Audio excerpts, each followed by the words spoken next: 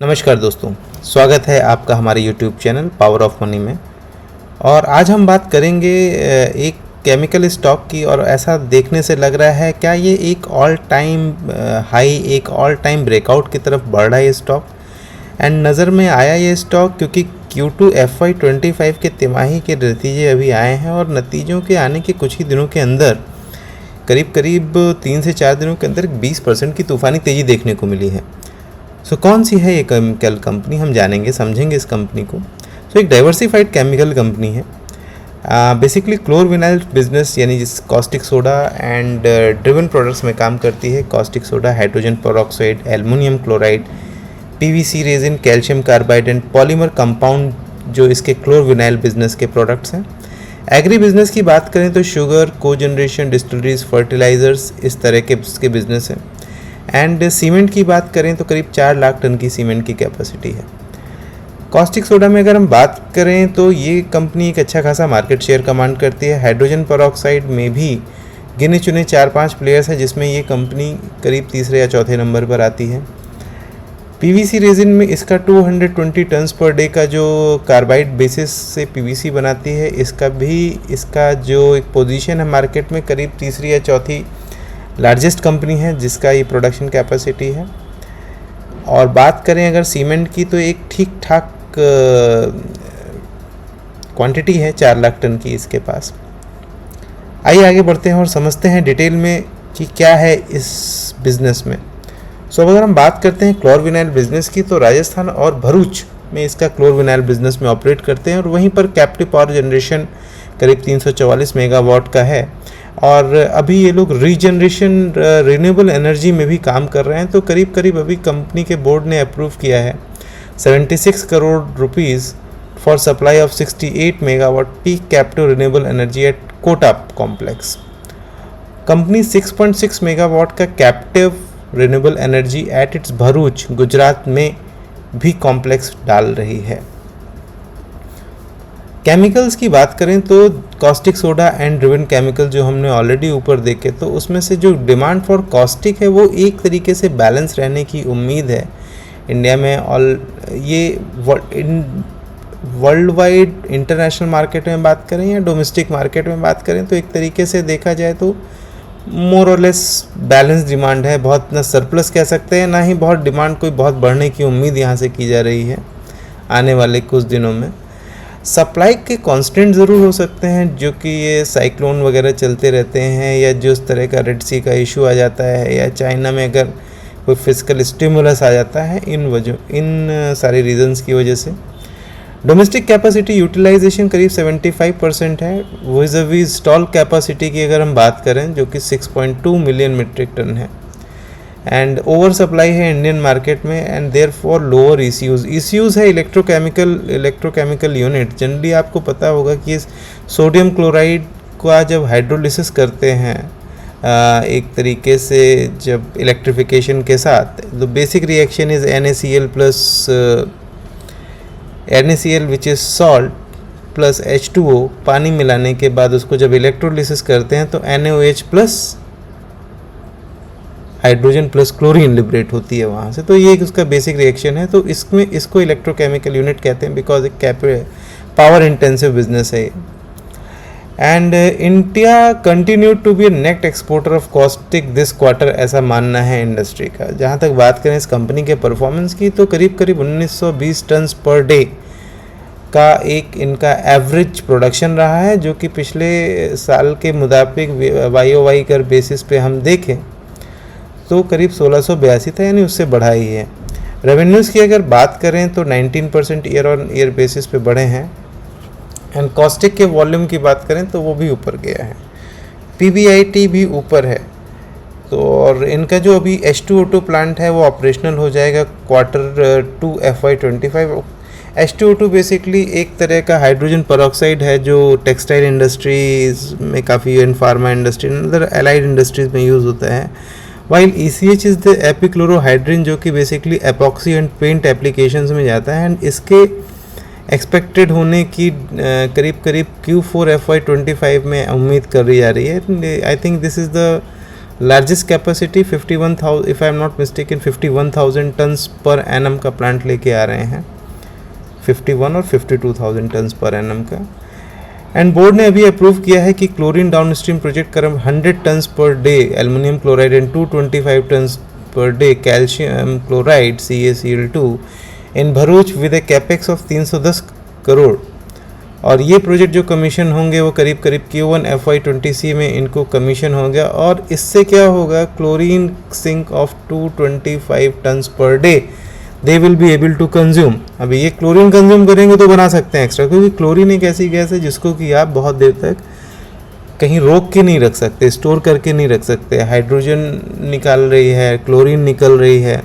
सो अगर ये कहीं डीबॉटलनेकिंग हो गई, निकलने वाली क्लोरीन को अगर आप यूज़ नहीं कर पाए तो आपका बेसिक जो केमिकल है कॉस्टिक सोडा वो आप नहीं बना पाओगे। इसीलिए most of the caustic chlorine driven जो इस केमिस्ट्री में जो भी कंपनीज हैं वो यही देख रही हैं कि भाई क्लोरीन को हम कहाँ पे किस तरीके से यूटिलाइज कर सकें। सो स्टडी ग्रोथ है एंड यूज़र इंडस्ट्रीज़ में। एक्सपेक्ट एडिशनल कॉस्टिक कैपेसिटी जो कि अगले 2 साल भी लग सकता है उसको एब्जॉर्ब होने में। Geopolitical and supply chain imbalances बने हुए हैं long term as well as short term में भी। कमिश्निंग ऑफ ECH और H2O2 का जो है तो ये एक फर्दर स्टेबिलिटी देगा, स्ट्रेंथन देगा बिजनेस को। बट यहाँ ये देखने के लिए होगा कि भाई ठीक है, उसी एट द सेम टाइम क्या वो मार्केट कैप्चर कर पाता है या नहीं। गोइंग फॉरवर्ड हम विनाइल की बात करते हैं। Vinyl is basically for PVC। तो ये कंपनी कार्बाइड रूट से PVC भी बना रही है and global demand of PVC continues to be sluggish as per industry. और उनका ये कहना है कि भाई चाइना बहुत ज़्यादा डंप कर देता है और तो इंडिया में सरप्लस PVC है। एंड अगर डेटा की माने तो करीब करीब जो ओवरऑल PVC का मार्केट है इंडिया में वो करीब करीब 40 लाख टन का है और उसमें से करीब करीब 20 लाख टन की कैपेसिटी मैन्युफैक्चरिंग कैपेसिटी है और उतना ही इंपोर्ट भी आ रहा है इंडिया में। सो हाँ, करीब करीब बात माने तो डेफिनेटली 50-50 का कुछ चल रहा है सिनेरियो यहाँ पर। कंपनी के परफॉर्मेंस की बात करें तो Q2 FY22 में 82% था एंड विज़-अ-वी 92%। तो डेफिनेटली एक डाउन चला है PVC सेगमेंट इनका एंड डाउन वॉल्यूम के बेसिस पे भी है एंड प्राइसेस के बेसिस पे भी है। एंड जो इनकी एनर्जी कॉस्ट हैं, कार्बन कॉस्ट हैं, वो कम हुई हैं इस क्वार्टर में, ऐसा इनका कहना है। And one time positive impact of 16 crore account of reversal electricity duty जो इन्होंने को वापस आई होगी, दैट इज़ समथिंग। अभी बात करते हैं आउटलुक। इनका ये कहना है कि with the end of monsoon season and resumption of construction activity domestic demand is expected to improve and prices are expected to remain stable. देखना पड़ेगा कि how this is going to affect, because अभी just कुछ ही दिन पहले, I think 2 से 3 दिन पहले ही न्यूज़पेपर में कहीं पर था दैट गवर्नमेंट ऑफ इंडिया की क्वासी जुडिशियल बॉडी DGTR ने PVC के एंटी डंपिंग केस में एक तरह का प्रीलिमिनरी फाइंडिंग दिया है and that is in the favour of domestic industry and DCW, DCM Shriram and one more company from the south, Chemplast Sanmar are the domestic industry, all three put together. तो definitely उसका एक अच्छा impact आएगा vinyl segment में इस company के। आगे बढ़ते हैं, शुगर एंड एथेनॉल की बात करते हैं। तो ग्लोबली जैसा आपको पता है कि ब्राज़ील के बाद इंडिया ही शुगर का जो मैन्युफैक्चरिंग कैपेसिटी है हमारे पास है। शुगर प्रोडक्शन की बात करें तो कुछ शुगर प्रोडक्शन इन्होंने नहीं दिखाया इस क्वार्टर में। शुगर सेल्स की बात करें, आई थिंक ये स्टॉक्स पे बैठे हुए थे और ऐसा इन्होंने लिखा भी है, और स्टॉक्स पे बैठे होने की वजह से ही कोई प्रोडक्शन नहीं हुआ एंड मोस्टली इन्होंने इसको सेल किया है। एंड एथेनॉल ब्लेंडिंग का जो टारगेट है, आई थिंक उसमें भी थोड़े से कुछ रिलैक्सेशन दिया है गवर्नमेंट ने रिस्ट्रिक्शन में कि भाई आप cane juice and heavy molasses जैसे चीज़ें हैं तो दैट हैज़ इनेबल्ड जो डिस्टिलरीज ऑपरेशन के लिए भाई कंपनीज यूटिलाइज कर सकती हैं। ये बड़ी इंटरेस्टिंग ट्रेवल है। अगर आप देखें सो शुगर ईयर के बारे में, सो 2023-24 में ऑल मार्केटिंग कंपनीज का जो रिक्वायरमेंट था that was around 825 crore litres, against contract किया 733 करोड़ का and total lifting is only 585 and blending is 13.8% only, and these figures are as on 30th September 2024, तो काफ़ी लेटेस्ट फिगर है, इंटरेस्टिंग है। एंड परफॉर्मेंस, कंपनी के परफॉर्मेंस की बात करें तो शुगर एक्सपोर्ट अलाउ नहीं था, power export were also lower, last year there was a provision -37 CR। So कुल मिला के जो ना प्राइसेस तो थोड़े मिले बट जो वॉल्यूम भी थोड़ा सा मिला, एथनॉल प्राइसेस भी थोड़े से ऊपर गए।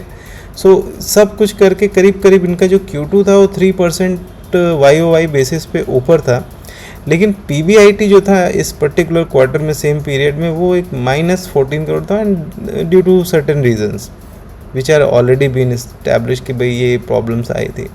शुगर की इन्वेंट्री काफ़ी थी इनकी, एंड दैट्स वाई कोई प्रोडक्शन नहीं किया। एंड शुगर का कैपेसिटी एक्सपेंशन भी कर रहे हैं लोनी एंड CBG प्रोजेक्ट्स में, जो कि प्रोग्रेस चल रहा है एज पर शेड्यूल। सोचना पड़ेगा, समझना पड़ेगा, इस चीज़ को डीप में जाके समझना पड़ेगा कि एक तरफ तो आप शुगर के स्टॉक पे बैठे हुए हो, तो दूसरी तरफ शुगर की कैपेसिटी को भी आप ऐड कर रहे हो, तो डेफिनेटली कुछ ना कुछ चल रहा है जो कि company is aware about it. And outlook के बारे में कहते हैं कि भाई demand and supply of sugar is expected to remain balance, domestic prices यही रहेंगे, रेंज बाउंड रहेंगे। केन क्रशिंग करंट सीजन में ऑलरेडी अक्टूबर 24 में स्टार्ट हो चुकी है। फर्टिलाइज़र में भी ये कंपनी काम करती है, सो एंड फर्टिलाइज़र में इसका रेवेन्यू करीब 5% अप रहा है ऑन YOY बेसिस पे। एंड PBIT में अच्छा खासा इजाफा देखने को मिला है, करीब 27% के आसपास। एंड सब्सिडी आउटस्टैंडिंग जो कंपनी के पास है अभी करीब 12.2 CR के आसपास है। प्लांट ऑपरेशन कंटिन्यू चल रहे हैं, स्टेबल चल रहे हैं, so good. I think urea में ठीक ठाक काम कर रही है कंपनी।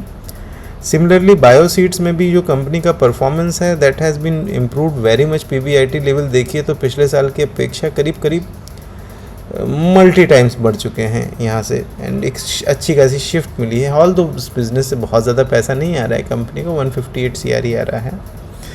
एंड इनका फोकस रहेगा न्यू टेक्नोलॉजी, न्यू प्रोडक्ट्स पे। पॉजिटिव सेंटीमेंट है इनका prince towards rabi crop, and due to satisfactory rainfall, अच्छी खासी बारिश हो रही है इसकी वजह से। अदर बिजनेस की हम बात करें तो सीमेंट और हरियाली किसान बाजार की में भी कंपनी का रेवेन्यू है, बट अभी नंबर्स बहुत अट्रैक्टिव नहीं दिखे हैं यहाँ पर। तो ओवरऑल फाइनेंशियल की बात करें, सेगमेंट वाइज हमने ऑलरेडी बात कर ली है। सो ये कंपनी जिसकी हम बात कर रहे हैं, तो आप करीब देखो इसका अगर लास्ट ईयर का ओवरऑल सेल देखो करीब 11,000 करोड़ का, तो हम एक अच्छी खासी डिसेंट केमिकल कंपनी की बात कर रहे हैं जिसने Q2 में 3,000 करोड़ का बिजनेस किया है, रेवेन्यू निकाला है। एंड पैट की अगर हम बात करें तो करीब 63 करोड़ का पैट इसने पोस्ट किया है, and earning per share is around 4.04 है, जो कि पिछले क्वार्टर के मुकाबले अगर हम बात करें तो थोड़ी कम है, लेकिन अगर हम same period on YOY basis पे बात करें तो ऑलमोस्ट डबल किया है। एंड शायद यही एक रीज़न होगा कि ये पर्टिकुलर समय को देखते हुए कहीं ना कहीं ऐसा ये जो पिछले कुछ दिनों में रिजल्ट्स के आने के बाद एक प्राइस में एक मूवमेंट आया था, एक आग लगी थी, हो सकता है कि मार्केट के एक्सपेक्टेशन से काफ़ी अच्छा किया है इस कंपनी ने। फाइनेंशियल स्नैपशॉट्स की अगर हम बात करें, सो मोर और लेस हम इसको डिस्कस कर चुके हैं कि पैट में करीब Q2 32 करोड़ से 63 करोड़, ऑलमोस्ट 100% का जंप लिया है इस कंपनी ने। And chemical, sugar, ethanol, fenestra, SFS तरह के जो बिजनेसेस हैं उनको हमने ऑलरेडी इन चीज़ों को अकाउंट फॉर कर लिया है कि क्या क्या इसमें रहा है, मेन रीज़न क्या क्या रहे हैं। फॉर एग्जांपल केमिकल्स की अगर हम बात करें, 16% वॉल्यूम अप है due to capacity expansion, moderated by ECU down था 1% का। तो कैपेसिटी एक्सपेंशन आ रहा है, इस वजह से नए प्रोडक्ट्स खुल रहे हैं, नई सेल्स हो रही हैं, सो डेफिनेटली रेवेन्यू जनरेट हो रहा है। कॉस्ट इम्प्रूवमेंट हो रहा है, वो उसकी वजह से यहाँ पर इनका PBDIT इम्प्रूव कर रहा है। कंपनी एफिशिएंसी खुद का 120 मेगावाट का जो कैप्टिव पावर प्लांट है उसको कमीशन किया, उसकी वजह से कॉस्ट एफिशिएंसीज भी बढ़ रही हैं। Positive impact of 20 crore on account of state government incentive रहा है उसकी वजह से। Similarly on sugar and ethanol, Fenesta इनका एक पर्टिकुलर बिजनेस है जो कि speciality PVC window profile, door profile के लिए बनाते हैं। एंड इस SFS जो इनका हमने ऑलरेडी बात कर लिया है। सो लाइए बात करते हैं, 20,000 करोड़ की कंपनी है, एक मिड कैप कंपनी है। कंपनी करीब 1242 रुपये पे ट्रेड कर रही है, ऑलमोस्ट अपने पिछले 52 वीक्स के हाई के आसपास में ही है। बुक वैल्यू 426 का, स्टॉक का PE 37.2। ROCE के नंबर उतने अच्छे नहीं हैं जितना एक एक्सपेक्टेशन था, बट एंड साथ ही साथ जो डेट है कंपनी पे वो मात्र 2200 करोड़ का है। वैसे तो 2200 करोड़ कुछ कुछ कंपनियों का मार्केट कैप होता है, लेकिन अगर हम डेट टू इक्विटी के से हिसाब से देखें तो इस कंपनी का ठीक है, काफ़ी अच्छा एक डेट मैनेजमेंट है कंपनी के पास। और जैसा कि मैंने आपसे बात किया था कि लगातार स्टॉक में एक गिरावट देखने को मिली और फिर अचानक से एक डेली टाइम फ्रेम में डबल बॉटम बनाते हुए अचानक से 1050 से 1250 के प्राइस लेवल पे ये कंपनी पहुंच गई है। तो एक अमेजिंग, मतलब मेरे हिसाब से ये जो 20% से ज़्यादा की तेज़ी आई जस्ट इमीडिएटली रिजल्ट के बाद, एक अच्छा खासा वॉल्यूम आया यहाँ पर, सो ये एक काबिल तारीफ़ चीज़ थी। हालांकि अगर क्वार्टरली रिजल्ट्स को आप कंपेयर करोगे हिस्टोरिकली तो कुछ ऐसा खास नहीं दिख रहा है पिछले क्वार्टर के मुकाबले। ऑपरेटिंग प्रॉफिट मार्जिन पे थोड़ा प्रेशर ही आया है, but last year same period में अगर आप देखें सितंबर 23 में, सो उसके मुकाबले अच्छा रहा है। तो ये बात हम पहले भी कर चुके हैं। शेयर होल्डिंग पैटर्न की बात करें तो FII और DII दोनों का इंटरेस्ट बना हुआ है, करीब करीब दोनों होल्ड करती हैं 10% के आसपास। प्रोमोटर्स के पास 66% का मार्केट शेयर है और पब्लिक में करीब करीब थोड़ा सा शेयर बढ़ा है, 21% के आसपास का शेयर हो गया है। सो कौन है ये कंपनी, क्या है, एक बेसिक एनालिसिस क्या कहती है। सो इस कंपनी का नाम है DCM Shriram, Delhi based Delhi cotton mills के नाम से कंपनी की शुरुआत हुई थी और अभी DCM Shriram growing with trust ये कंपनी है। और इसके चार्ट पर अगर हम ध्यान दें तो ये इसका एक वीकली टाइम फ्रेम का चार्ट है और अगर आप एक बार बार एक पर्टिकुलर लेवल को, ये प्राइस को रिस्पेक्ट करते हुए, तो वीकली टाइम फ्रेम में आप देखें 1 2 3 4 5 छठी बार एक प्रयास हुआ है और वीक में एक बड़ी मारोबोजो कैंडल को क्लोज किया है यहाँ पर।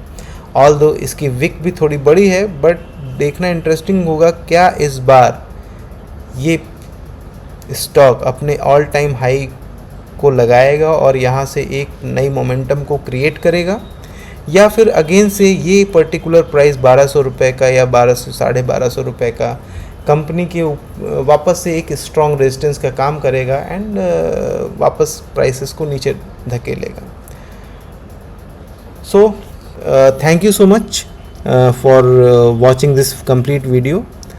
अगर आपको और भी किसी particular segment, particular sector, stock को आप चाहते हैं जिसको आप फॉलो करते हैं, उसके बारे में डिटेल एनालिसिस करना चाहते हैं without any buy and sell recommendation, so please comment section में हमको बताएं and please do like and share and कैसा लगा वीडियो आपको ज़रूर हमको लिख के बताइए। हम पूरी कोशिश करेंगे इसको और इम्प्रूव करने की, और कहीं पर कोई गलती आपको लगे वीडियो में तो वो भी आप बेहिचक बताइए। और यहाँ एक डिस्क्लेमर देना चाहूँगा कि ये हमने इसमें स्क्रीनर की, कंपनी के एनुअल रिपोर्ट्स की, क्वार्टरली रिपोर्ट्स की, ट्रेडिंग व्यू की, इन सब की मदद से इस वीडियो को बनाया है। Thank you so much.